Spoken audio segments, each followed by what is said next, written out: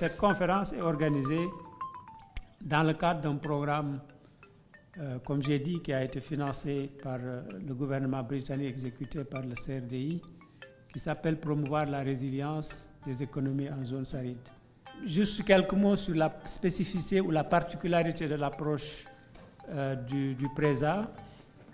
C'est un programme de recherche qui, au moment de sa conception, avait pris en compte un souci important d'opérationnalisation des résultats. C'est pourquoi nous avons essayé déjà dans le design de la recherche, mis en place en avant un certain nombre de principes. Le premier principe, c'est que le programme de recherche entre par les politiques. Ce n'est pas de la recherche conventionnelle où on a la procédure classique de formulation d'hypothèses de recherche et puis aller essayer d'influencer les politiques, mais nous avons plus le sens inverse en essayant de voir quelles sont les réponses actuelles que les États sont en train d'apporter face au problème du changement climatique et comment, à partir de ces politiques, on peut engager un processus de discussion avec les parties prenantes, identifier les gaps en matière de connaissances et mettre en place des modules de recherche pour répondre à ces gaps en matière de connaissances.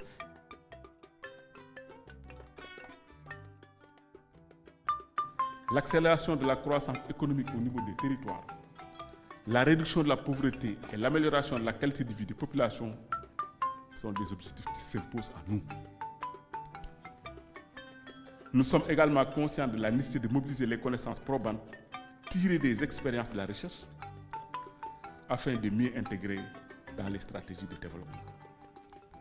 Dans un contexte de territorialisation des politiques publiques, il est aujourd'hui légitime de se demander comment les territoires peuvent-ils contribuer localement et globalement à l'atteinte des objectifs du développement.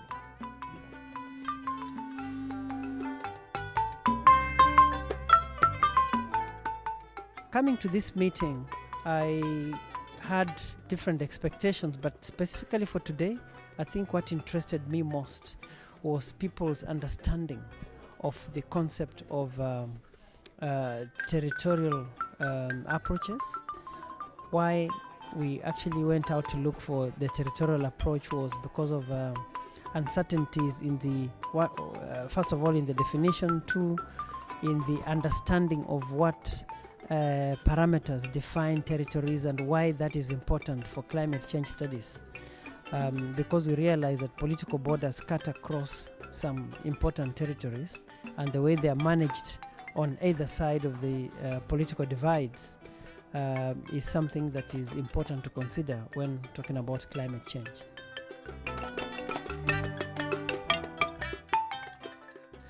Promouvoir la résilience des territoires face au changement climatique nécessitera une approche qui part de la base, puis de définir des communs et de développer des approches multisectorielles et intégrées.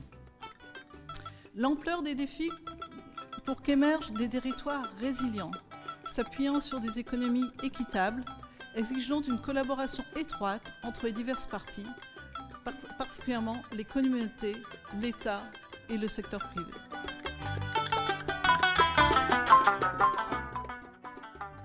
C'est une conférence importante, comme l'a dit Monsieur le ministre, qui regroupe les experts, qui nous aide à faire face aux changements, au dérèglement climatique dans la région du Sahel.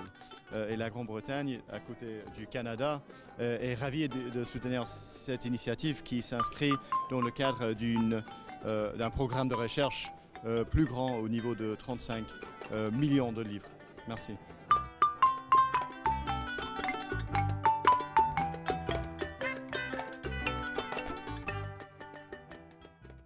To do. The good thing, though, is we don't have to start from zero. There are already many and successful initiatives across the region aimed at strengthening the resilience of women and men, of landscapes and territories, of economies and countries to deal with climate change impacts. And of these we will hear over the coming 3 days. But let us be clear. Successful mitigation and adaptation to climate change is only possible if it goes hand in hand with improvements in the well-being of people and nations.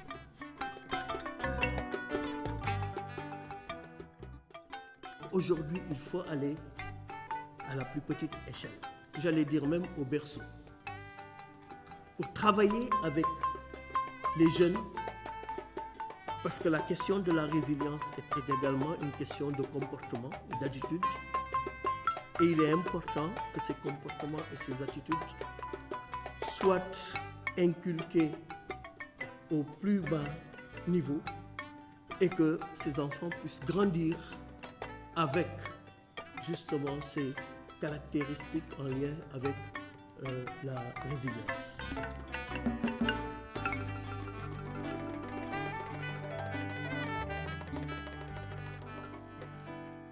Nous demandons aux décideurs politiques, aux gouvernants, c'est d'anticiper.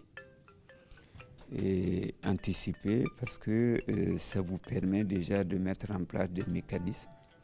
Et ça peut être une panoplie d'instruments. Et ça peut être au niveau des institutions. Réfléchir sur des modalités de protection financière même des individus qui sont frappés par ces chocs. Comment financièrement ces individus peuvent récupérer. Et même les chaînes de valeur agroalimentaire, comment ces chaînes-là peuvent récupérer en cas de choc.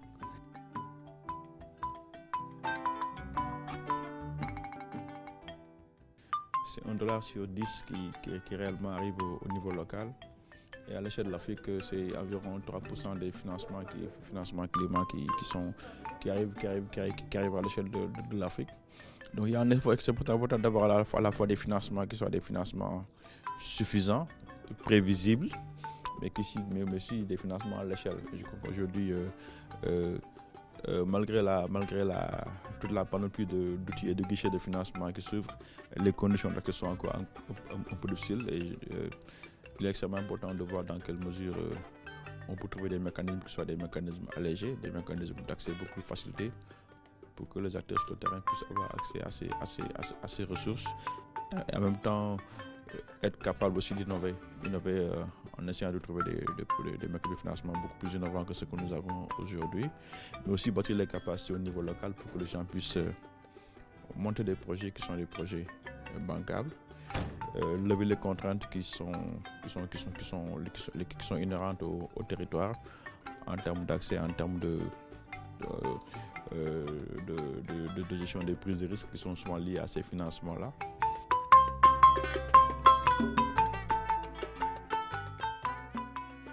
Les engagements qui ont été pris dans le cadre des conventions internationales qui ont eu lieu, de mettre à la disposition, je ne dirais pas de l'Afrique, mais de la planète dans son entièreté, puisque c'est un phénomène qui est global, partagé, de mettre à la disposition de cette planète-là les ressources qui lui permettent de faire face aux effets adverses des changements climatiques. Ces attentes, malheureusement, n'ont suscité que déception jusqu'à présent. Je suis très bien placé pour le dire. Cette conférence me semble extrêmement importante. Elle appelle à des réflexions, elle appelle à une synergie d'intervention, elle appelle à des stratégies à mettre ensemble en commun. Ce qui est évident et qui ressort de façon tout à fait remarquable dans cette rencontre, c'est que la solution ne peut pas provenir d'une seule catégorie d'acteurs.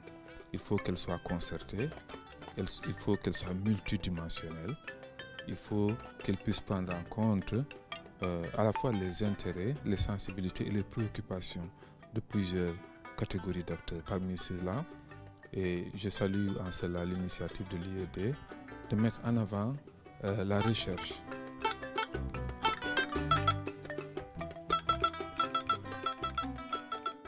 C'est que dans cette conférence, on voit beaucoup d'experts d'Afrique qui ont des solutions, qui ont enquêté, qui commencent à montrer comment différentes communautés se sont adaptées.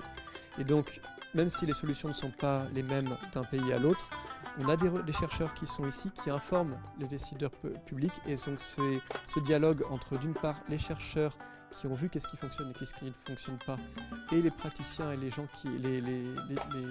les représentants des gouvernements qui définissent des programmes et qui définissent les relations avec les communautés, qui est important pour essayer de ne pas avoir à réinventer la roue à chaque fois mais essayer de pouvoir se dépêcher de trouver des réponses qui ont été expérimentées dans des situations où les changements climatiques sont très très rapides.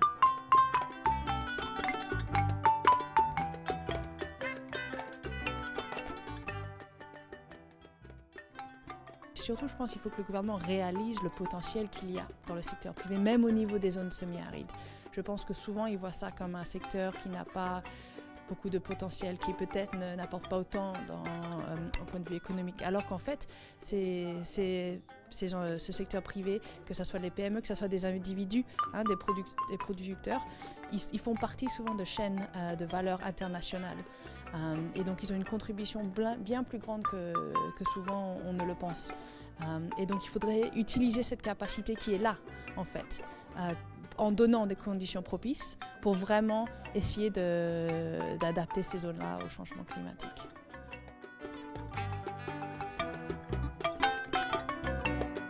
Nous avons demandé à ce qu'on revisite les cadres qui existent pour les redynamiser et qu'on puisse voir dans quelle mesure le secteur privé, formel ou informel, peut être invité autour de la table, participer à la réflexion dès le début pour la mise en œuvre. Parce qu'il ne s'agit pas de nous appeler pour la mise en œuvre ou de manière épisodique de nous interpeller, mais de manière continue de nous associer à la réflexion et à la définition des stratégies, à la conduite des politiques.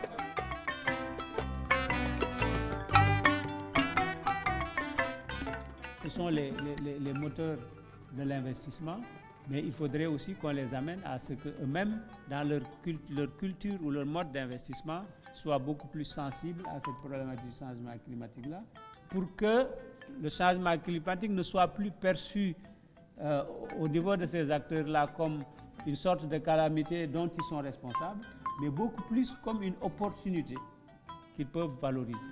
Parce qu'il y a de nouvelles opportunités qui sont générées par le changement climatique.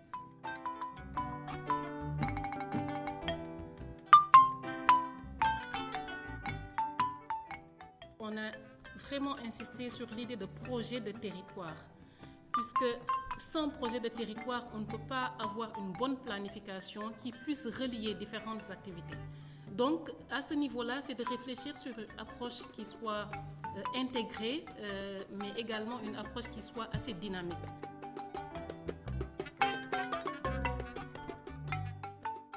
Nous avons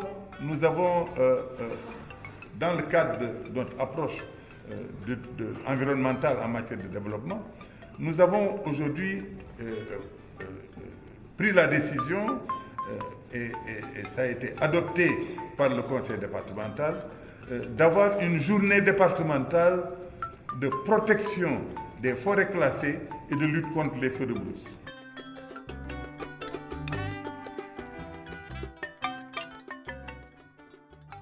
Toute action de développement doit impliquer nécessairement les collectivités territoriales si on veut résoudre les problèmes. Donc il faut doter suffisamment de ressources. Il faut ressourcer suffisamment les collectivités territoriales.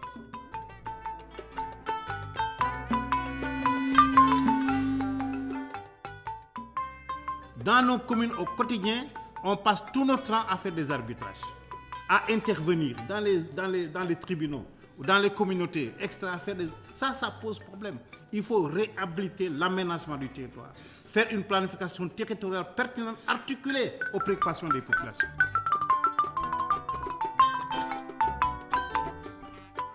Dans cette conférence, on met beaucoup plus sur des initiatives originales qui permettent réellement de sortir du carcan qui ne nous permet pas de faire des solutions durables. Et il est heureux de constater que cette conférence-là rassemble des chercheurs, des universitaires, des praticiens, les membres des ONG et même des organisations paysannes qui sont éprouvés par l'expérience et qui parlent en toute connaissance de cause sur la base des faits tangibles. Et c'est ça l'originalité de cette conférence-là. On a également les partenaires des pays du Nord qui suivent de près ce que nous faisons pour s'assurer que les interventions d'ordre climatique, les financements climatiques ou les méthodologies qu'on nous enseigne produisent un effet bénéfique pour nos populations et pour nos États. Et enfin, ce qui est important de savoir, un temps, on a basé toutes nos politiques au niveau central. Or, de plus en plus, on va vers la territorialisation des interventions d'ordre public. De la même manière, puisque tous les projets, que ce soit d'atténuation ou d'adaptation, se passent dans le ressort territorial d'une commune, ces communes-là doivent être pleinement associées à toute conception de politique publique, à toute conception d'aménagement du territoire, parce que ce sont eux qui connaissent mieux leur territoire, qui connaissent les régimes des différents cours d'eau et qui connaissent quelles sont les zones agroécologiques qui sont propices ou pas à tel type d'agriculture ou non. Les ONG aussi sont avec nous. Certains nous soutiennent dans cette dynamique-là. Mais nous, on connaît la situation. On est en train de la pratiquer. On est en train de... Mais pour aller à échelle, nous avons besoin de vous tous et des États centraux. Merci.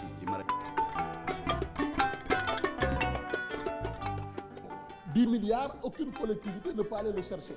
Mais ensemble, entre 10 collectivités. Alors, qu'est-ce que nous faisons dans le sens de la négociation pour former ces collectivités avec, par exemple, le maire le président Assam Diop, pour que nous puissions avoir des projets, surtout des projets qui sont des projets d'approche mutualiste. C'est-à-dire qu'on ne peut pas aller seulement chercher de l'argent pour les ordures, mais pour un développement d'un département sur le plan du solaire, sur le plan de l'éducation environnementale, sur le plan de la gestion des inondations, qui devient aujourd'hui un problème terrible.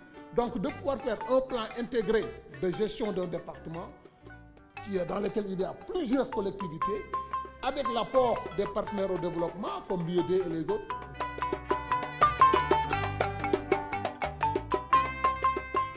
Il faudrait donc que ce travail d'action soit une réalité à l'issue de cette conférence-là, qu'on puisse voir comment, on l'a dit, ils l'ont dit, les partenaires l'ont dit, comment renforcer les réseaux, comment renforcer les dynamiques qui sont enclenchées ici et auxquelles tout le monde croit. Je pense qu'aujourd'hui, théoriquement, ça fait des années que tout le monde est d'accord pour qu'on puisse passer à l'échelle. Mais comment passer à l'échelle, c'est ça la difficulté. Et je pense qu'on a discuté aujourd'hui, on aura l'occasion ensemble, parce que les modalités de partenariat, les modèles de partenariat ont été discutés, et c'est ça qui devrait nous permettre de ce passage à l'échelle pour que l'appropriation puisse être une réalité au niveau de toutes les catégories d'acteurs et non simplement des experts ou des techniciens ou des chercheurs. Voilà, donc c'est sur ce que moi je vais clôturer et en remerciant encore tous les participants, voilà, et en souhaitant un bon retour à tout le monde.